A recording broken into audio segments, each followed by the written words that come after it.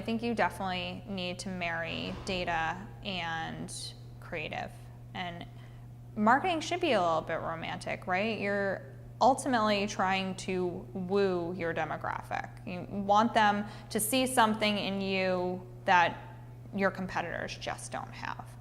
And you have to do that with creative. But at the same time, there are so many ways to measure it nowadays. So you need to be focused on how that creative is driving your numbers and driving your bottom line.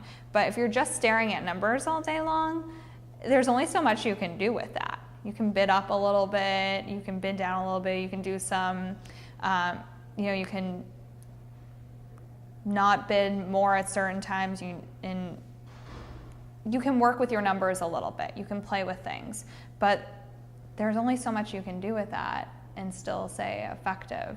Staring at a computer all day and watching conversion rates or click-through rates is only going to do so much for you. You need to figure out a way to woo your demographic. You need to add some of that romance back in. You need to marry the two.